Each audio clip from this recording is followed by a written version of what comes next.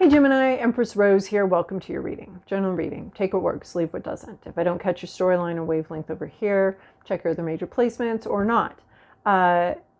Over here on the YouTube side, today we are doing oracle readings.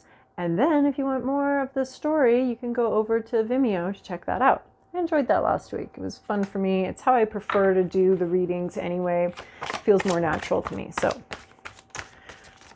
that's what we're doing this week. All right. Very exciting, explosive.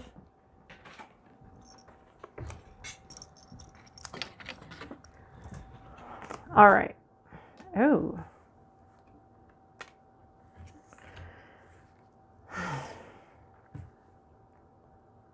All right. We have fear. I want to say fear is an illusion here. You are afraid of something, but your mind is making that up. Your mind has decided that this is very terrifying, and but it's an illusion. So the illusion is fear. And let's just talk about, like, you're upset about something, but what you're upset about is kind of in your own mind here, right? We have this mirror. There's not another crow that they're yelling at. They're just kind of yelling at themselves. So there's something broken. I want to say there's something broken in the self-perception. But I don't want to say that because we have a mirror here. It looks like it's just broken and it can't be fixed, but we are not a mirror. We can help ourselves. We can see more clearly. If this crow did a little experimentation here, there's a way to figure out. There's a key here to figuring out if this is just a reflection of your own self, if you're just projecting onto the world, seeing what you want to see, right? It's one of the similar, one of the other decks has this. It's all the world's a Rorschach blotch. What we're seeing is our interpretation. We're bringing your own interpretation to every event, right? And he's interpreting this crow as being angry, but he's the only one that's pissed off and the only one that's upset. And I want to say the only one, the fear here. This has a lot to do with fear. A fear can be a good basis for anger. We were just talking about this with Taurus. Fear can be a good basis with anger too. But what you're upset with is just like yourself, and you don't realize that. You're not really arguing with anyone else here. There could be something that's discarded.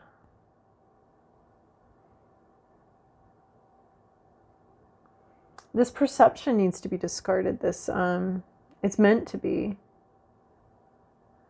Or like we're waiting for the garbage man to come in and take it away, and then maybe that's, you know, how we find out. But if he were to just tap on this mirror and figure out that it's not a crow. It's not actually another crow. I mean, there's ways to figure this out. We have a key here. There's some sort of key. There's some way to figure this out rather than just waiting for the garbage truck to take it away. And then you're like, well, I wonder whatever happened to that crow I was arguing with. I don't know. And just disappeared one day. You know, you could actually figure out the truth here of the situation. You have the capacity to do that.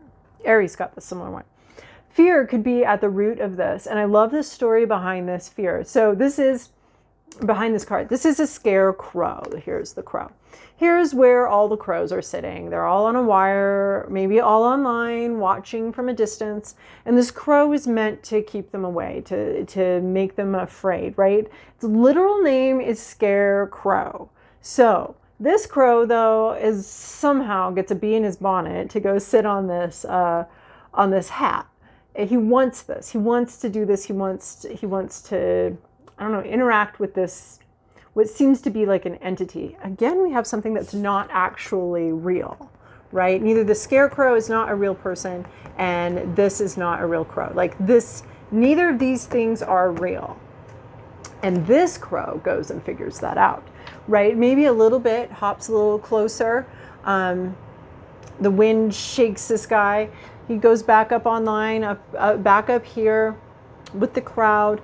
Next time hops a little closer, and eventually he slowly works his way to understanding that this is an illusion. This is an illusion. The thing that you're afraid of is not real. Now, I don't want to gaslight anyone or tell anyone, you know, that your stalker is not really your stalker, or, you know, you shouldn't be afraid of someone that you really should be afraid of.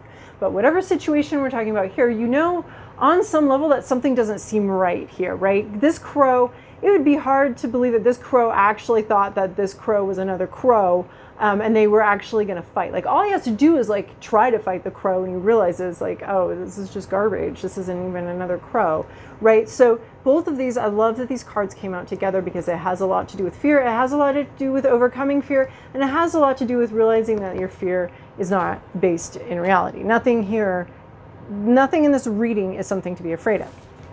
We move on to preparation and gifts. So I love this story too. This is just storytelling hour here.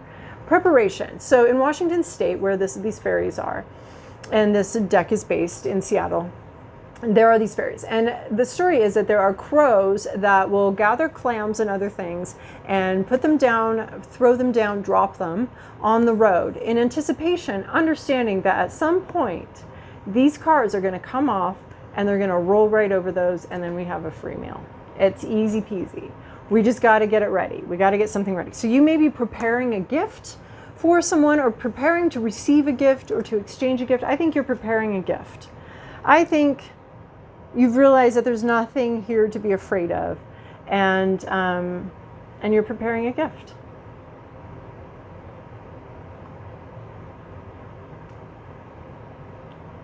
You could be receiving gifts. Again, we have the key here. Maybe it's a gift of insight, a gift of perception into this illusion, into this, I mean, because the Scarecrow is an illusion. It's not an actual person standing out in the field 24 hours a day. You know, if you did see someone standing out in the field with their arms out, even if you're, you know, a bird, maybe even, I mean, the crows and ravens are apex species. There's the smartest we've got here, or the height of evolutionary achievement as far as human values are concerned.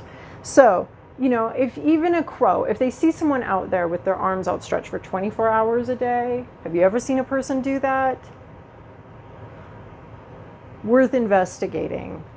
Probably not. Like, something can, I think that in this situation, something does, you know that your perception is off. You know you're not seeing correctly, and there's a way to figure it out. There's a way, because we have a key here. And maybe that's part of the gift too. Maybe you're given a way to figure it out, a way to open something up, a way to open up your perception and your ability to see a different way.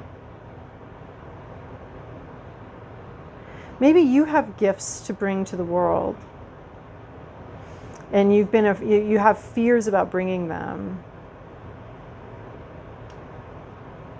And maybe this preparation is all about that whole process to overcoming that fear, that whole getting a little bit closer, preparing yourself for, you know, conquering this fear.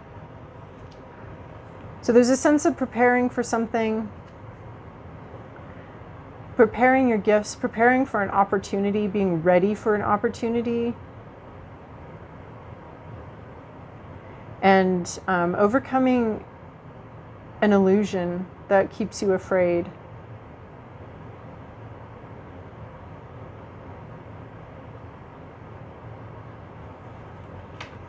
All right, let's see what these ones have. Popped out there.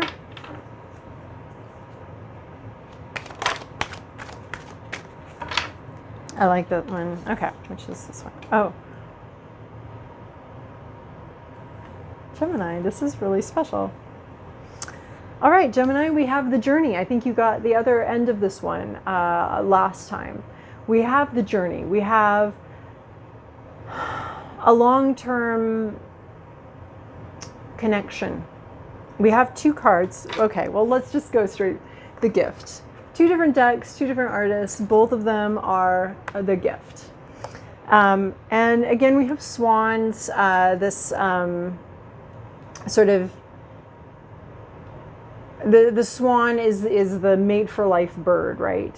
And we have, these two have been connected for a long time. There's been a lot of protection. Something's been very protected here. There's a connection here, though. They are very similar. These are birds of a feather, and there's some kind of gift. This person, this gift is, it's like you've been carrying it your whole life.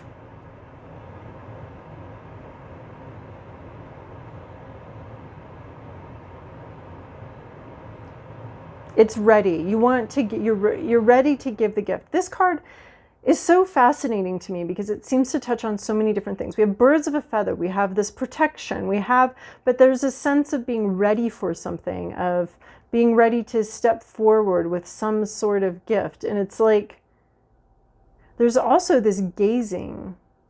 I mean, this swan is very, they have a mutual, I don't know, exchange or something. Like the swan, she's protecting the swan is staring at her. There's some sort of gift involved. Anyway, the parts of this remind me of the journey here, but we also have the gift here. Preparation too, right? There's a journey going on here, and we're preparing for the journey to be over, the journey to be ended. So the journey, this is connection. There's a almost instantaneous connection of knowing that something has potential to be longer term, right? Because we have later on in the deck the other card that is the companion card to this card about companionship, or at least about some sort of passion that you recognize immediately, like, this is for me, this is what I want to do, this is, you know, I'll be fly fishing for life. I just tried it, I love it, I'm gonna do it for life. And then, you know, we have the other card that's decades down the road, and they're very connected. They maybe haven't been together every step of the way. And this too has like this ethereal sense of not having quite stepped into reality. This gift has not quite been given, but there's a lot of devotion and care and protection has gone into it. So we have the journey. So you may be meeting someone or remembering when you met someone or met with a passion project, something, but there's this immediate recognition and connection, right? She ties a bow on this deer right away. Like, they're going to have matching bows in their hair here. And, right, may have met at a party, or there's a connection here.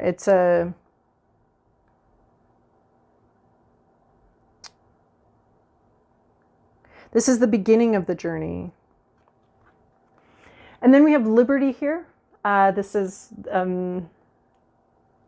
beautiful because this is the same as this sort of card here. Emancipating yourself from mental slavery, because none but ourselves can free our minds. And that's what's going on here. This is also, I think of it as my Shawshank card, where one of the characters, you know, wasn't able to leave the prison that had become embedded in his mind. So, but we have liberty. You're free to go. You're free to move about the cabin. You are free to move, right? This crow figured it out, that it was only fear.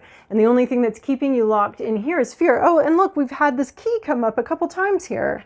This key has opened this cage, and there is this freedom here to move towards something, maybe something that you feel very drawn to, very connected to. Yeah, there's this key here that keeps showing up, and then now we know why. Because this key is here to open up. And the idea that you are still trapped, you're still stuck, that you can't move freely, that is an illusion. That's something that's only in your mind, because we can all see very plainly that you're free to go. There's also a long-term, long-held dream here, which I get from this one too. A long-held dream here that you are free to move towards. This is also my favorite dress in the deck. I like it a lot. Then we have pure nature. So we have some sort of blossoming, some sort of opening up. This is some sort of adolescent phase here, where we move from a bud, something that has a lot of potential, into something that's actually blooming. There's a sense of vulnerability with that. And there's also a sense of not being able to return. Whatever rite of passage we're experiencing here right now, it will not be going back to the bud stage. There's a maturation process here. And we won't be returning to childhood after this. There's no going back after this. And there's something here that is like, you're free to be yourself. You're free to express your pure nature. There is something very vulnerable here, though, about that expression. I feel like there's just something very natural here, very unavoidable. Like, can you pretend that that's not there? Can you say, okay, yeah, we're connected, or I'm connected to this hobby, to this thing. I realize that this is what I want to do. And once you have that realization and that understanding, you can't go back to not knowing that.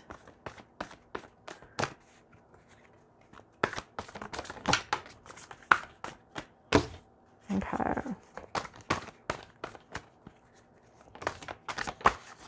Okay, that's a lot.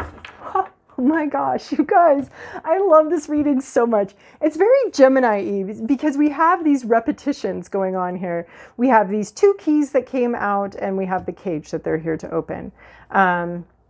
So we have illusion, and we have mirror. Here's the card I was talking about at the beginning. The mirror, the Rorschach blotch. You're projecting something. You know, who or what is triggering you is probably coming from within you. But it's here to show you something. Maybe it's here to expose your fears, to show you what you do fear.